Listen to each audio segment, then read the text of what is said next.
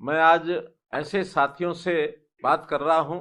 बात तो मैं वन साइडेड कर रहा हूं। मुझे अच्छा लगता कि प्रत्यक्ष आपसे सबसे बातचीत करने का मौका मिलता और आप मेरे सामने होते, अच्छे प्रकार से एक दूसरे को हम समझ पाते। लेकिन भले ही आमने सामने नहीं हम बैठे हैं, आपके मन के भाव को तो मैं जरूर समझ सकता हूं कि किस हर्षोल्लास से आपका मन इस समय गदगद हो रहा होगा। अपनी बात शुरू करने से पहले सबसे पहले मैं आपको सबको बधाई देना चाहता हूं। एक बधाई, आपका सरकारी नौकरी में चयन हुआ, आपने अपने अपने विभाग में ज्वाइन किया। साथ ही आज बसंत पंचमी का उत्सव है। इस बसंत पंचमी के त्योहार की भी आपको बहुत बहुत शुभकामनाएं। मेरे युवा मित्रों, आपकी ज्वाइनिंग के समय आज मैं इतना भावुक हूं, इतना खुशी से मेरा मन गदगद है कि मैं आपको जरूर इसकी कहानी सुनाना चाहता हूं थोड़ी। जब हम सत्ता में नहीं आए थे, उससे पहले अपनी युवावस्था से लेकर के और लगातार संघर्ष करते हुए इस प्रदेश की बड़ी कहानियां हमने खास करके सरकारी नौकरी के बारे में सुनी थी। उस समय सरकारी नौकरियों का हाल क्या होता था कि कभी किसी व्यक्ति को पढ़ाई करने के बाद, अच्छी मेरिट में आने के बाद नौकरी की उम्मीद नहीं होती थी, बल्कि नौकरी लगने का जो एक पैमाना था, जो एक मापदंड था कि आपकी कोई सिफारिश है, आपका कोई राजनीतिक आका है, या जो उस समय के सरकार के दलाल होते थे वो सौदेबाजी करते थे, आपसे पैसों की मांग की जाती थी, आप दे सकने में सक्षम थे या नहीं थे, अपने माता पिता को परेशान करते थे। नौकरी के लालच में पिताजी को या तो अपनी जमीन बेचनी पड़ती थी, या माताजी के टूम और गहने बेचने पड़ते थे, या कभी जमीन आदि कोई हो तो उसको गिरवी रखना पड़ता था, कर्ज लेना पड़ता था। तब जाकर के उम्मीद बनती थी कि शायद हमको नौकरी मिल जाए। इन्हीं नौकरियां बिकने का काम, ऐसा कहा जाता था कि नौकरियां बिकती हैं। इसका अनुभव बहुत लोग अपने अपने जबानी से हमको उस समय सुनाते थे। मन में एक पीड़ा थी कि क्या कभी ये ठीक होगा। मैं हरियाणा के मतदाताओं का, अपनी पार्टी का धन्यवाद करता हूं कि उन्होंने मुझ जैसे व्यक्ति को ये दायित्व सौंपा कि इन व्यवस्थाओं को ठीक करना है तो आप जाकर के स्टार्ट करिए। 2014 में हमको अवसर मिला। प्रारंभ में ही हमने इस विषय पर संकल्प लिया कि आगे से किसी के साथ अन्याय नहीं होने देंगे, योग्य व्यक्ति के साथ न्याय होगा और न्याय के आधार पर उसको बिना खर्ची, बिना पर्ची के नौकरी दी जाएगी। मिशन मेरिट, ये हमने शुरू किया। Merit is our master. इस बात को ध्यान में रख करके हर चीज में योग्यता, इसको कैसे लाया जाए। बहुत विरोध हुआ, बाहर के लोगों ने भी किया, अपने लोगों ने भी किया। कहा कि अगर इस प्रकार से करेंगे तो हमारे अपने लोग कहां जाएंगे। मेरा एक ही वाक्य था कि मेरिट पर जो लग करके आएंगे हम उनको अपना बनाएंगे। आखिर अपने कौन है और पराये कौन है, इसका एक मन के अंदर विचार जब आता था तो हमेशा कहता था, आज भी कहता हूं कि मैंने हरियाणा की जनता को अपना परिवार स्वीकार किया है। आज की अगर मैं बात करूं तो 2,85,00,000 लोग, जिनका सत्यापित डाटा हमारे पास है, 71 लाख परिवार, ये सब मेरा परिवार है। हरियाणा वासी सभी मेरे परिवार हैं। हरियाणा एक, हरियाणवी एक, इस बात का नारा लेकर के और हमने चुनाव लड़ा, सफलता पाई, दूसरी बार सफलता पाई। और जो संकल्प लिया था, जिस काम को शुरू किया था, उस समय विश्वास कराने के लायक केवल मेरा संकल्प ही था मेरे साथ कि आप विश्वास करें ना करें, मेरा संकल्प है, मैं आपको विश्वास दिलाता हूं। लेकिन आज जब विश्वास की बात होती है तो प्रत्यक्ष इन 9 साढ़े 9 सालों में 1,20,000 युवाओं को जो हमने नौकरी दिलाई है, इस आधार पर कि बिना किसी खर्ची के, बिना किसी पर्ची के, ये सब उदाहरण हैं कि जिसके कारण से आज सब लोग जो उस समय विरोध करते थे, आज वो कूदते फिर रहे हैं, आज वो गदगद हैं कि हाँ ये काम हो सकता है, ये काम हुआ है और इसकी सबको खुशी है। पहले किसी एक व्यक्ति को नौकरी मिलती थी, जिनको नहीं मिलती थी सब परेशान होते थे, नाराज होते थे, सब जो है एक प्रकार से यानी सरकारी सिस्टम के प्रति आलोचना करते थे। लेकिन आज नौकरी मिलती है उसको तो संतुष्टि है ही, जिसको नौकरी नहीं मिलती है उसको भी कोई मन में परेशानी नहीं है। हर कोई सोचता है कि जिसको नौकरी मिली है भाई वो बहुत होशियार था, हमारे से पढ़ाई में आगे था, और उसको प्रेरणा मिलती है कि मुझे भी मेहनत करके नौकरी मिल सकती है। पहले जब नौकरियां मिलती थी तो चर्चा क्या होती थी कि अमुक नेता के बेटे का, अमुक अधिकारी के रिश्तेदार का, इनको नौकरियां मिली हैं, ये खबरें छपती थी। लेकिन आज खबरें क्या छपती हैं? आज छपती हैं कि अमुक गरीब व्यक्ति का, अमुक रिक्शा चलाने वाले का, अमुक गरीब किसान का बेटा, उसकी नौकरी लग गई है, वो ग्रुप सी में लग गया है, ग्रुप बी में लग गया है, ग्रुप ए में लग गया है, HCS लग गया है।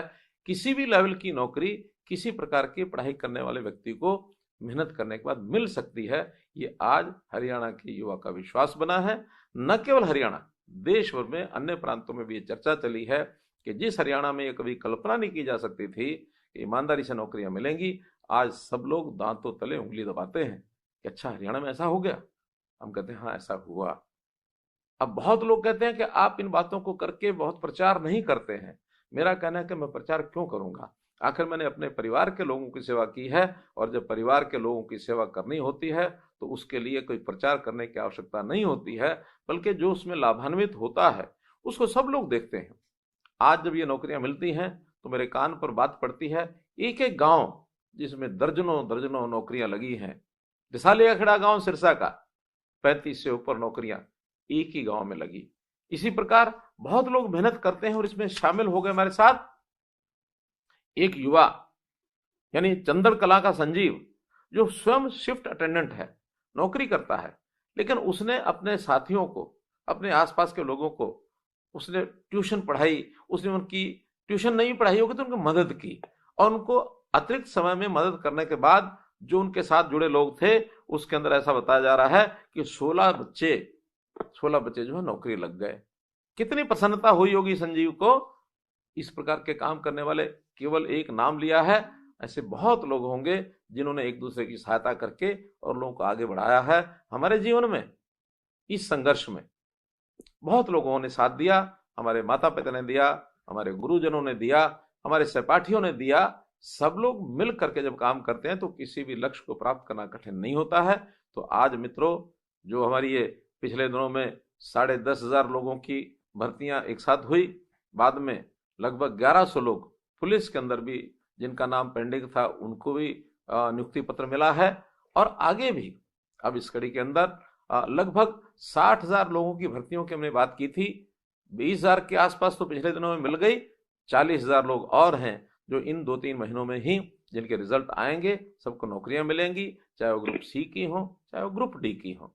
तो आप लोगों ने मेहनत करके नौकरी प्राप्त की। उस समय में अपने माता पिता से, अपने परिवार के लोगों से हम जब ये सब एक प्रकार की मांग करते थे तो उनके ऊपर एक वजन पड़ता था, और उस वजन के कारण से वो दबाव में आते थे, और निश्चित रूप से उसका बाद में एक प्रभाव भी, ऐसे कर्मचारी कुछ ना कुछ गलत प्रैक्टिस करके और माता पिता को पैसा देने के लिए, ऐसा मैं मानता हूं कि उस अपनी जो आय होती थी, सैलरी, तनख्वाह, उसमें से तो कैसे पूरा कर पाते होंगे। और जरूर भ्रष्टाचार का जन्म अगर हुआ तो उन्हीं गलत प्रैक्टिस में से ही शुरू हुआ होगा, और बहुत प्रकार से कठिनाइयों के बाद ये सब होता था। तो समाज में भी एक कोई अच्छा प्रभाव उसका नहीं था। आखिर हमने इस व्यवस्था को शुरू करने के पीछे जो सोच थी, वो सोच एक ही थी कि ये गलत काम करते हैं तो हम किससे करते हैं? अपने ही लोगों से तो करते हैं, अपना ही तो ये परिवार है। हरियाणा, सब लोग अगर मिल करके सोचे तो एक परिवार है, हम हरियाणवी हैं, और हम अपने परिवार के किसी सदस्य के साथ कोई धोखा करते हैं, कोई गलत काम करते हैं, कोई अन्याय करते हैं तो अच्छी बात नहीं है। इसमें से व्यवस्थाएं ठीक करके और हम लोगों ने आगे बढ़ने का काम किया। हमारी सहायता करने के लिए आज भी जो युवा हैं, आगे सरकारी नौकरी की तैयारी करते हैं, चाहे सरकारी हैं अथवा प्राइवेट हैं, वहाँ भी बच्चे तैयारी करने के लिए खूब जाके पढ़ाई करते हैं, मेहनत करते हैं और अपने लक्ष्य की वो प्राप्ति करते हैं। मैं तो जब कभी गांव में जाता था तो गांव नौकरी नहीं मिल रही है, मैं कहता था कि पढ़ाई करो और पढ़ाई करने के साथ आगे आपको बढ़ना चाहिए। संयोग ऐसा हुआ कि जिस मकान में मेरा ऐसा सौभाग्य मुझे कि माता पिता के साथ जब मैं वहाँ रहता था गाँव के अंदर, तो एक छोटे कमरे में पढ़ाई करता था, उस मकान में आज वो खाली था और उस छोटा जो कमरा था, मैंने देख करके मुझे मन में भावना आई कि आखिर मेरी पढ़ाई जब इस छोटे से कमरे में हो सकती है, तो इस घर का उपयोग गांव के बच्चों की पढ़ाई के लिए, उनको मेरिट प्राप्त करने के लिए अगर सहयोगी हो सके तो मेरा बड़ा सौभाग्य होगा।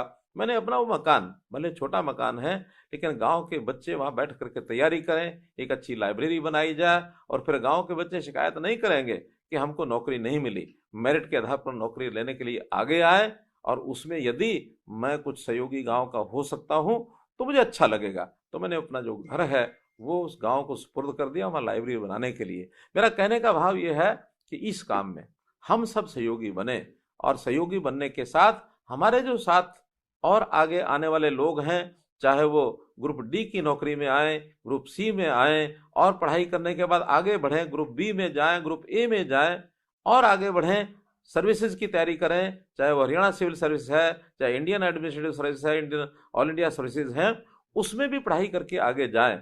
आपको ये तो पता होगा ही, कोई एक समय था, एक बार कहीं नौकरी लग गए तो आगे बढ़ने के लिए सरकार से एनओसी लेना पड़ता था। हमने कहा नहीं, अगर किसी व्यक्ति को मेहनत करके आगे बढ़ने का अवसर प्राप्त करना है तो उसको सरकार से परमिशन लेने की आवश्यकता नहीं है, वो अपना काम करे। सरकार को तो केवल अपना जो डिपार्टमेंट है उसको सूचित करना है कि मैं आगे पढ़ाई करके और अपनी अगली सर्विस में जाना चाहता हूं, इसके ज्यादा कुछ काम नहीं करना। आखिर हम आपके भविष्य में आगे बढ़ने में बाधा क्यों बने।